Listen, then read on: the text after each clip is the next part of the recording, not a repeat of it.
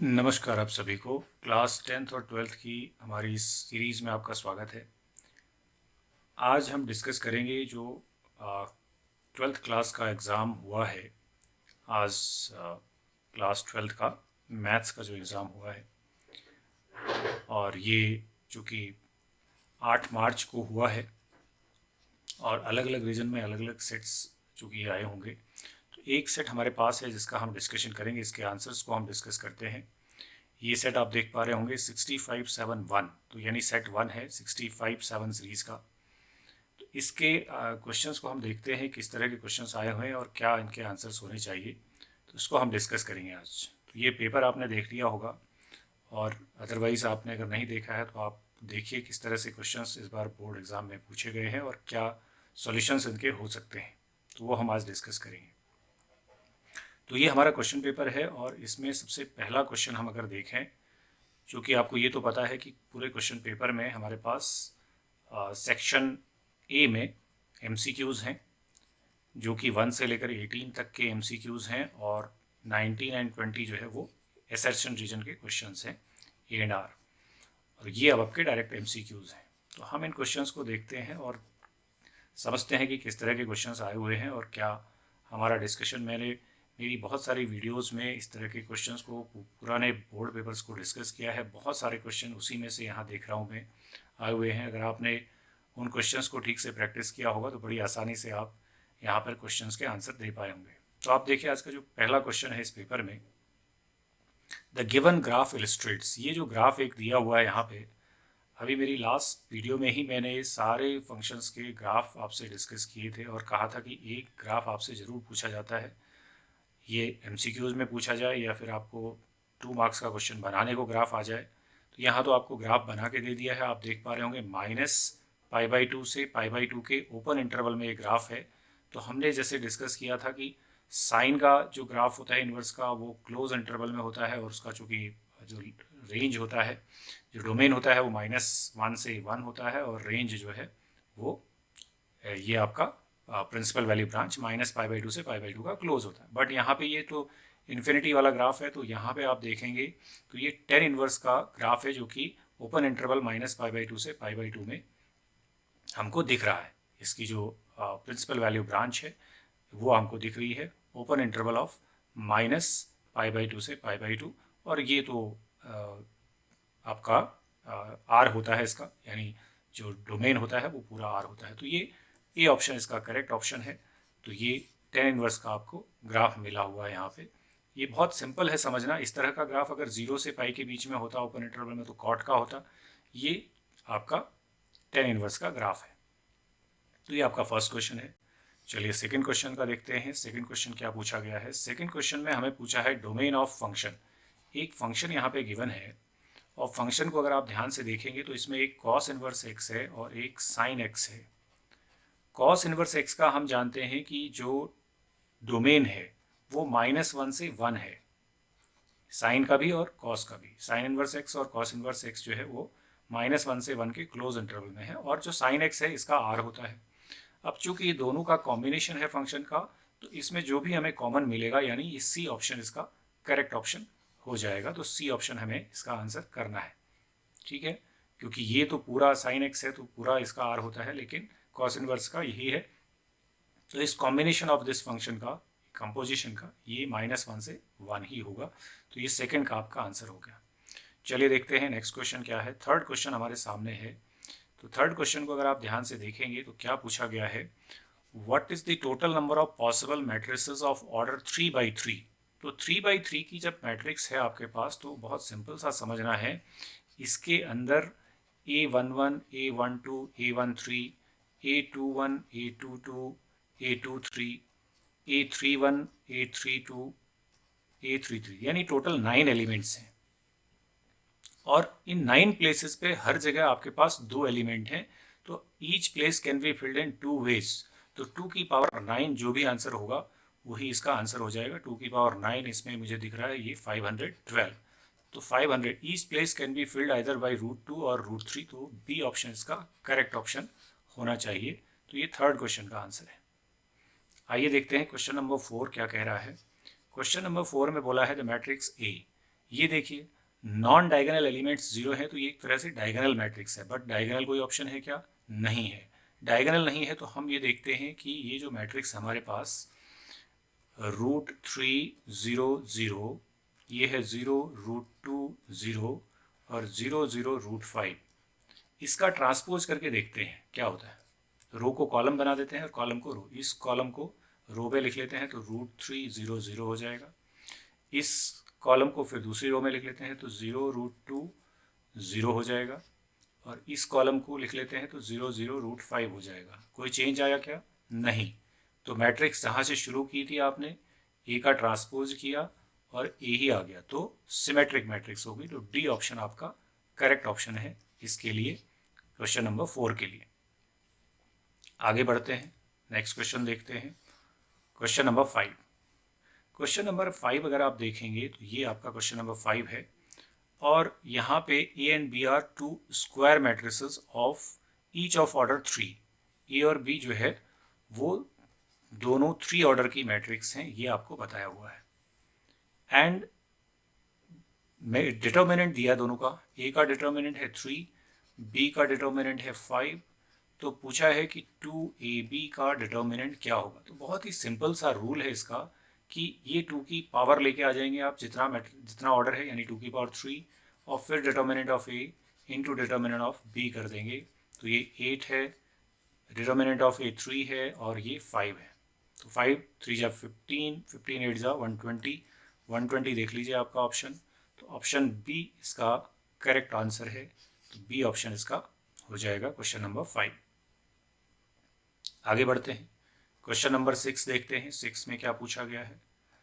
तो question number 6 है A B square matrix of order 3, determinant of A is 5 and then. ये मैंने कई बार आपके साथ क्वेश्चन पेपर जब मैंने डिस्कस किए थे, इंपॉर्टेंट क्वेश्चंस में डिस्कस किया हुआ है फॉर्मूला। एडजॉइंट ए का जो डिटर्मिनेंट होता है, ए का डिटर्मिनेंट n-1 n ऑर्डर है, यहाँ पे आपका ऑर्डर 3 है तो डिटर्मिनेंट ऑफ ए आपका 5 है।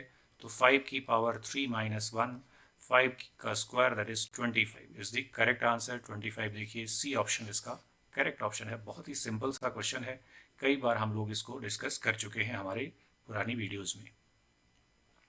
अगला क्वेश्चन भी बहुत सिंपल सा क्वेश्चन आया हमारे पास में। तो MCQs में तो यही समझ में आ रहा है कि बहुत सीधे सीधे क्वेश्चंस आपको मिले हुए हैं। अगर आपने मेरी पुरानी वीडियोस अगर देखी हैं, जो क्वेश्चंस हमने डिस्कस किए, प्रैक्टिस किए हैं, उनको देखा है तो आप आसानी से इनको कर पाए होंगे। इसमें देखिए 2 मैट्रिसेस आर इक्वल तो करस्पॉन्डिंग एलिमेंट्स इक्वल हो जाएंगे। तो हम यहाँ से देख सकते हैं कि यहाँ पे हमारे पास 3x है और यहाँ पे 12 है। तो 3x तो 12 के इक्वल होगा। This gives you x is equal to 4, x की वैल्यू 4 मिल गई। और यहाँ पे देख रहे हैं कि y स्क्वायर माइनस 1 है, y square minus 1 should be equal to 35।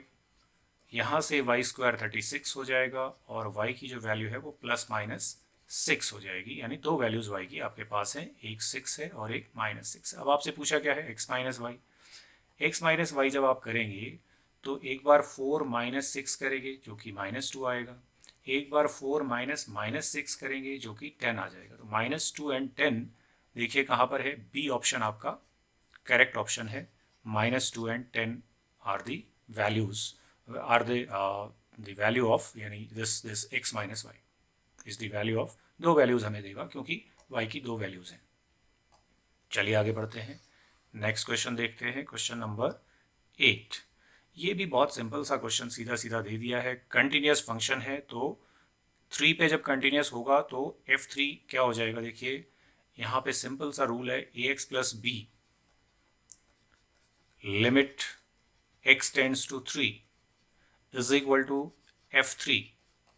तो यहाँ पे आप 3a प्लस बी लिखेंगे क्योंकि ये सिंपल पॉलिनोमियल फंक्शन है। इज इक्वल टू f3 की वैल्यू 1 है, 1 हो गया। तो एक इक्वेशन तो आपकी ये हो गई। दूसरी इक्वेशन हो जाएगी 5 पे चेक करेंगे तो 5a plus b, 5a plus b is equal to 7, ये दूसरी इक्वेशन है। दोनों को आप सब्ट्रैक्ट कर लीजिए, ये माइनस माइनस कट गया, -2a is equal to -6, a is equal to 3। a की वैल्यू 3 है तो b की वैल्यू देख लेते हैं क्या है, 3 into 3 plus b is equal to 1। तो b is equal to 1 minus 9 that is -8। अब आप चेक कर लें, a 3 है, b -8 है, तो आपका a option he correct option दिख रहा है इस क्वेश्चन नंबर 8 का। चलिए देखते हैं नेक्स्ट क्वेश्चन को। Question number 9। क्वेश्चन नंबर 9 अगर देखेंगे तो ये हमारे पास है क्वेश्चन नंबर 9, जिसमें आपको एक फंक्शन दिया हुआ है f(x) is equal to -2x raise to the power 8। तो सबसे पहले डिफ्रेंशिएट कर लीजिए क्योंकि f(x) की ही बात कर रहा है। तो f(x) क्या हो जाएगा, -8 2 जा 16 x की पावर 7। अब एक तो 1/2 है और एक -1/2 है, तो निकाल लेते हैं, f1/2 निकाल लेते हैं। f(1/2) कितना होगा, -16 इंटू 1/2 की पावर 7, ये हो गया। तो यहाँ से इसको सिंप्लीफाई कर लीजिए आप, -16/2 की पावर 7 हो गया आपका 2 की पावर 5 32 है, 32 64 और 128। तो ये आपका 128 हो गया। आप चाहे तो इसको सिंप्लीफाई कर लें, ये 4 4 जा 16 है, 4 3 जा 4 2 जा 4 8 जा, ये आपका -1/8 आ रहा है। चलिए ठीक है। अब हम देखते हैं f डैश -1/2 क्या होगा, ये भी चेक कर लेते हैं। तो -16 इंटू 1/2 यानी -2 की पावर 7, तो ये नेगेटिव आएगा, और नेगेटिव आएगा तो ये पॉजिटिव हो जाएगा, क्योंकि ये वाला तो नेगेटिव था, क्योंकि सिंपल 1/2 डाला तो एक पॉजिटिव एक नेगेटिव था। अब यहाँ दोनों ही नेगेटिव आ जाएंगे क्योंकि ऑड पावर है, तो ये आपका 1/8 आ जाएगा, ये हो गया। अब ये -1/8 है, ये 1/8 है, तो हमारे ऑप्शन देखो पहला वाला नहीं हो सकता, इक्वल है। f डैश 1/2 जो कि -1/8 है, ये नेगेटिव, ये हो गया बी ऑप्शन, क्योंकि आपने बाहर से माइनस लगा दिया तो फिर से ये नेगेटिव हो जाएगा। तो B option is the correct option. Question number 9 का बी ऑप्शन आपका सही ऑप्शन है। चलिए आगे बढ़ते हैं, नेक्स्ट क्वेश्चन देखते हैं, क्वेश्चन नंबर 10।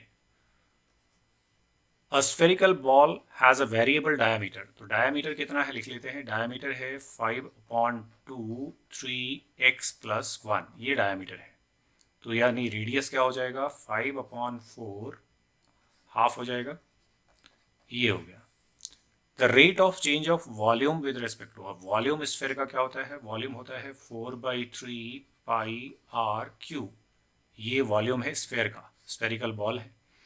तो इसको हमें x के रेस्पेक्ट में, यहाँ पे पहले हम वैल्यू डाल देते हैं, 4/3 पाई, r की जगह ये वैल्यू डालेंगे, तो ये है इंटू 5/4 3x + 1 और इसका क्यूब, ये करना है। अब आप dv/dx निकालेंगे, तो क्विकली करना है इसको।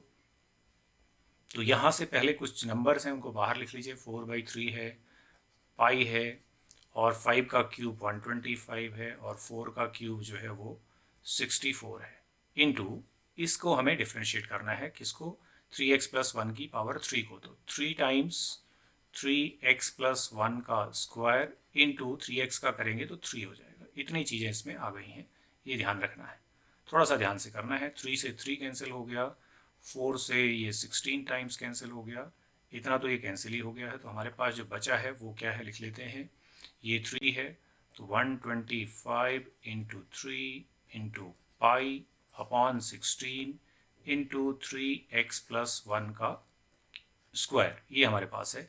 अब पूछा गया है एट x = 1, तो x को 1 डाल देते हैं। जैसे ही हम 1 डालेंगे तो देखते हैं क्या आएगा, ये तो ये आ जाएगा हमारे पास, यहाँ पे हम 1 डाल देंगे, पाई के टर्म्स में आंसर चाहिए, तो हम देखते हैं क्या आता है।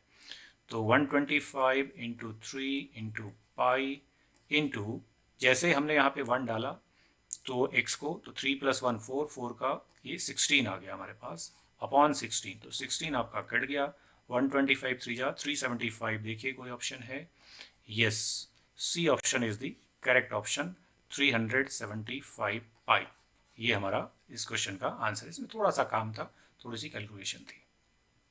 तो ये हमारा क्वेश्चन नंबर 10 हो गया। आगे बढ़ते हैं, देखते हैं क्वेश्चन नंबर 11 किस तरह से करना है, क्या पूछा गया है 11th क्वेश्चन में। ये एक फंक्शन है f(x) = 2x - sin x। तो आपसे पूछा है कि ये फंक्शन डिक्रीजिंग फंक्शन है कि इंक्रीजिंग है, मैक्सिमम है, मिनिमम है, क्या। तो सबसे पहले f(x) निकाल लेते हैं। f(x) आ जाएगा 2 sin x का cos x, तो 2 - cos x। अब ये थोड़ा सा यहाँ पे हमने दिमाग लगाना है कि cos x का जो वैल्यू है वो हमारे पास मालूम है कि -1 और 1 के बीच में ही रहेगा। cos x की जो वैल्यू है आपको इससे ज़्यादा कहीं कुछ मिलना नहीं है। अगर -1 भी मिला थोड़ी देर के लिए, मिनिमम वैल्यू जो -1 है, अगर आप यहाँ पे -1 डालेंगे तो भी एफ डैश एक्स आपका क्या आ जाएगा, 2 + 1 3 आ जाएगा। और अगर आपने मैक्सिमम वैल्यू जो 1 हो सकती है कॉस और साइन के केस में -1 से 1 होती है, 1 डाला तो एफ डैश एक्स जो है आपका 2 - 1 यानी 1 रहेगा। यानी किसी भी केस में ये पॉजिटिव ही रहने वाला है। F dash x is always greater than 0। ये सिंपल आपको यहाँ से समझ में आ रहा है। तो ये सिंपल इंक्रीजिंग फंक्शन है, यानी बी ऑप्शन इसका करेक्ट ऑप्शन है। ज़्यादा कुछ करना है नहीं इसमें। ओके, आगे बढ़िए, नेक्स्ट क्वेश्चन देखते हैं। Question number 12। ये भी थोड़ा सा अच्छा क्वेश्चन दे दिया, सिंपल सा है बट अच्छा क्वेश्चन है। हमें मालूम है कि e की पावर अगर log x होगा तो ये x हो जाएगा। बस यही कॉन्सेप्ट यहाँ पे यूज करना है। e की पावर है 9 log x, तो हम log x की पावर 9 लिख सकते हैं, क्योंकि 9 बाहर से यहाँ डाल सकते हैं पावर में। इसी तरह से log x की पावर 8 लिख सकते हैं। नीचे भी हम e log x की पावर 6 लिख सकते हैं, -e log x की पावर 5 लिख सकते हैं। ये कर सकते हैं। अब ये बहुत सिंपल हो गया। x की पावर 9 माइनस एक्स की पावर 8 अपॉन x की पावर 6 माइनस एक्स की पावर 5 dx, ये हो गया क्योंकि इसी को हमने यहाँ पे यूज कर लिया। अब आप देखिए, आप ऊपर से कॉमन ले सकते हैं। क्या कॉमन ले सकते हैं, x की पावर 8 कॉमन ले लीजिए तो बचेगा क्या, x माइनस 1। नीचे से क्या कॉमन ले लीजिए, x की पावर 5 कॉमन ले लीजिए, बचेगा क्या, x माइनस 1 dx। अब ये बहुत सिंपल सा सॉल्यूशन इसका हो गया। ये आ गया हमारे पास, इंटीग्रेशन 5 ऊपर जाएगा, x की पावर 3 बच जाएगा, और x की पावर 3 का होता है x की पावर 4 अपॉन 4 प्लस c। ढूंढिए कहाँ पर है, ये आपका c ऑप्शन में है, x की पावर 4 अपॉन 4 प्लस c। तो c ऑप्शन इसका करेक्ट ऑप्शन है। क्वेश्चन नंबर 12 आपका हो गया। चलिए आगे बढ़ते हैं, क्वेश्चन नंबर 13 देखते हैं कैसे होगा। क्वेश्चन नंबर 13 ये है हमारे पास। ये तो सिंपल सा क्वेश्चन है, अगर आपने प्रॉपर्टीज ठीक से पढ़ी हैं तो ये आप आसानी से आंसर दे पाएंगे। A to B F X D X, A to B F A plus B minus X, पहला ही ऑप्शन आपको इसमें करेक्ट मिल गया, बाकी देखने की जरूरत हमको है नहीं। तो फर्स्ट ऑप्शन ही इसका करेक्ट ऑप्शन है। ये प्रॉपर्टी है, इसी से हम 0 टू ए की प्रॉपर्टी बनाते हैं, फिर ए माइनस एक्स करते हैं। तो ये सिंपल है। चलिए आगे बढ़ते हैं, नेक्स्ट क्वेश्चन देखते हैं, क्वेश्चन नंबर 14। क्वेश्चन नंबर 14 में हमारे पास देखिए क्या है। क्वेश्चन नंबर 14 को अगर देखें तो इंटीग्रेशन ऑफ e की power x upon root 4 minus E की पावर x का स्क्वायर है। ये ऐसे लिख लीजिए इसको, तो आपको बड़ी आसानी से समझ में आ जाएगा कि e की पावर x को t लेना है। दिस इम्प्लाइज e की power x dx is equal to dt। तो ये हमारा रिप्लेस हो गया, e की पावर x भी चला गया और dx भी चला गया। तो हमारा जो इंटीग्रेशन बचा वो बचा इंटीग्रेशन 1 अपॉन स्क्वायर रूट, ये 2 का स्क्वायर है चूंकि 4 है, और ये माइनस टी का स्क्वायर है, और ये डी टी है। तो square root of a square minus x square, ये sine inverse x upon a होता है, तो यहाँ पे साइन इनवर्स एक्स, एक्स की जगह टी है, अपॉन ए यानी 2 है, प्लस सी। तो वापस वैल्यू डाल दीजिए, तो साइन इनवर्स टी मतलब ई की पावर एक्स अपॉन 2 प्लस सी। तो देखिए कहाँ पर कौन सा ऑप्शन है, 1/2 ये है साइन इनवर्स ई की पावर एक्स अपॉन 2 प्लस सी। तो डी ऑप्शन इसका करेक्ट ऑप्शन है इस क्वेश्चन का। ये आपने देख लिया इस क्वेश्चन से। चलिए आगे देखते हैं नेक्स्ट क्वेश्चन को, क्वेश्चन नंबर 15। तो अब तक तो हम देख रहे हैं कि सिंपल सिंपल क्वेश्चन आपसे पूछे गए हैं, कोई बहुत ज़्यादा कोई चीज़ें है नहीं मुश्किल इसमें। A student tries to tie a rope parallel to each other, one from end of the wall to the other. One rope is along this vector, है ना, बहुत ही सिंपल है। दो वेक्टर दे दिए आपको, 3i cap plus 15j cap plus 6k cap, और दूसरा vector दे दिया 2i cap plus 10j cap plus lambda k cap. दोनों ही पैरेलल वेक्टर है, मतलब अगर ये a वेक्टर है, ये b वेक्टर है, दोनों ही वेक्टर जो है वो पैरेलल है। पैरेलल मतलब डायरेक्शन रेशियोज का को हम प्रोपोर्शन में लिख सकते हैं, यानी 3/2, 5/10, 6/λ, यही हमको इसमें करना है। तो ये इससे सॉल्व कर लेंगे सिंपल से। यहाँ पे 3 है, यहाँ 2 है, यहाँ 15 है, 5 नहीं है, 15/10। ठीक है, तो ये आप सॉल्व कर लीजिए। तो इसको और इसको साथ ले लीजिए, तो 3/2 इज इक्वल टू 6/λ। तो आपका 3 से 2 टाइम्स कट गया, और लैम्डा चला गया यहाँ 4। लैम्डा 4 होना चाहिए, डी ऑप्शन इसका करेक्ट ऑप्शन है। पैरेलल वेक्टर की कंडीशन आपकी लगा दी हमने, a1 upon b1, a2 upon b2 and c1 upon a1 upon b1, a2 upon b2 and a3 upon b3। इस तरह से हमने ये कर दिया पैरेलल वेक्टर। अगर यही परपेंडिकुलर होता तो डॉट प्रोडक्ट जीरो करते, उससे हम इसे सॉल्व कर लेते। चलिए क्वेश्चन नंबर 16 को देखते हैं। क्वेश्चन नंबर 16 क्या कहता है? 16 क्वेश्चन में बोला है कि a प्लस बी का जो मैग्नीट्यूड है that is equal to a minus b magnitude. तो ये बहुत सिंपल सा है, आप स्क्वायरिंग करके देख लीजिए इसको। तो a का स्क्वायर वेक्टर b मैग्नीट्यूड का square plus 2a dot b यहाँ से मिलेगा आपको, इज इक्वल टू यहाँ से भी a magnitude square plus b magnitude square minus 2a dot b मिलेगा। देखिए बाकी सारी चीज़ें कैंसिल हो जाएंगी क्योंकि ये दोनों चीज़ें सेम हैं। इसको इधर ले आइए तो 4a dot b is equal to 0, a डॉट b is equal to 0। This implies a is perpendicular to b vector. Perpendicular है तो कंडीशन क्या है?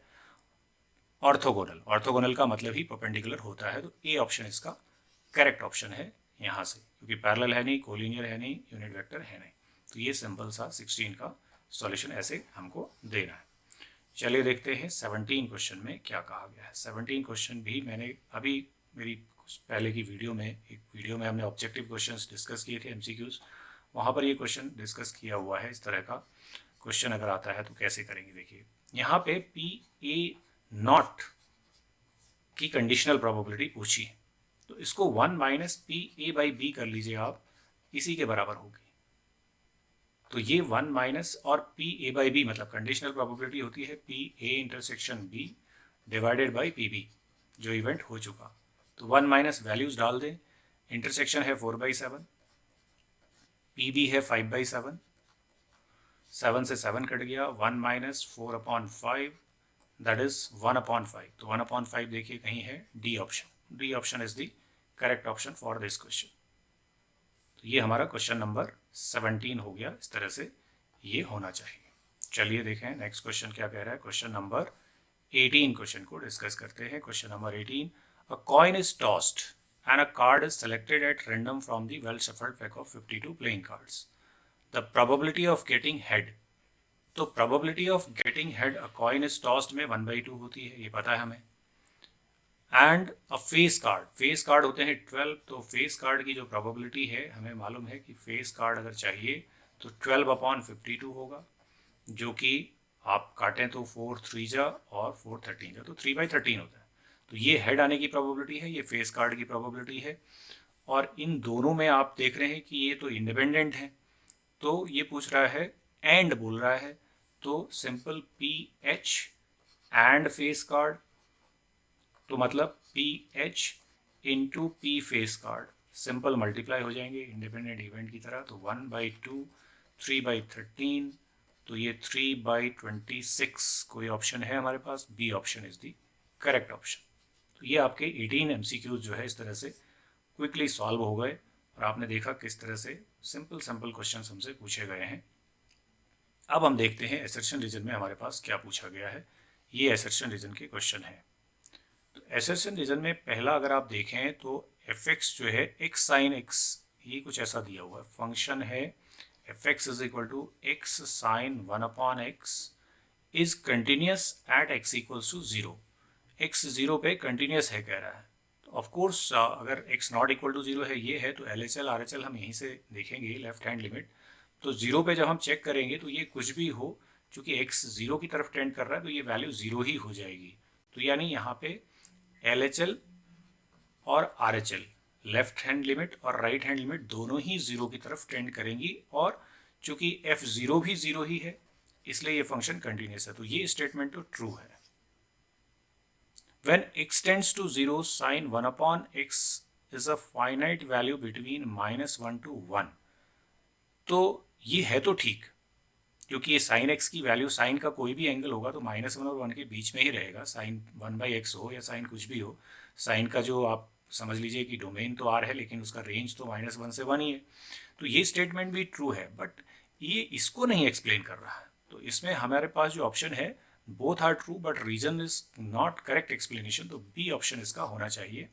इसको देख करके यही लग रहा है, क्योंकि ये इसको करेक्ट एक्सप्लेन नहीं कर रहा है कि कंटिन्यूटी क्या है। कंटिन्यूटी के लिए बताना चाहिए था कि LHL RHL और पॉइंट वैल्यू और फंक्शनल वैल्यू उस पर्टिकुलर पॉइंट पे सेम होती हैं, तो ये बी ऑप्शन होना चाहिए। 20th क्वेश्चन देख लेते हैं। Set of values of sec inverse √3/2 is a null set. देखो सेक में माइनस सेक इनवर्स अगर आप देख रहे हैं, सेक इनवर्स फंक्शन में -1 और 1 के बीच की वैल्यूज एक्सक्लूड होती हैं। मतलब हम r माइनस ऐसा लिखते हैं, मतलब इनके बीच की तो कोई वैल्यू आएगी नहीं। अगर आप √3/2 को देखें तो √3 का मतलब है 1.73 डिवाइड बाई 2 किया तो ये 0.8 कुछ आ रहा है, तो मतलब इसके बीच में आ रहा है, तो ये तो होना ही नहीं है, आना ही नहीं है सेक में कभी। तो ये तो आपका बिल्कुल नल सेट है, तो मतलब ये ट्रू है, ये स्टेटमेंट आपका बिल्कुल ठीक है। इसके बाद बोला है sec inverse x is defined for x belongs to r -1 to 1 का ओपन इंटरवल। ये भी बिल्कुल सही बात है, इसी के बेसिस पर हम बता पा रहे हैं कि ये जो है यहाँ पे इस तरह से ये नल सेट होगा। नल सेट होगा मतलब √3/2 सेक में कभी मिलेगा ही नहीं आपको, सीधी सी बात ये हो गई, क्योंकि सेक इनवर्स x जो है वो x belongs to r -1 to 1 में ही डिफाइंड है, ये हमें पता है, यानी -1 और 1 के बीच की वैल्यूज एक्सक्लूडिंग दीज वैल्यूज वो इसके डोमेन में आती नहीं है। तो ये यहाँ पे ध्यान रखना है हमको। तो ये दोनों ही ट्रू है, तो ये इसका ऑप्शन हमारा ए होना चाहिए, क्योंकि इसमें करेक्टली एक्सप्लेन कर रहा है, इसी का यूज हो रहा है इसमें। तो ये हमारा क्वेश्चन नंबर 20 हो गया। तो इस तरह से हमारे ये 20 MCQs यहाँ पे डिस्कस हो गए हैं। तो ये देखिए किस तरह से हमने ये क्वेश्चंस को यहाँ पे कर सकते थे, ये हमने यहाँ पे डिस्कस किया। अब इसके बाद हम कुछ क्वेश्चंस और देखेंगे जो दूसरे सेक्शंस के हैं। तो देखते हैं सेक्शन बी और सी डी में किस तरह के क्वेश्चंस हमसे पूछे गए हैं।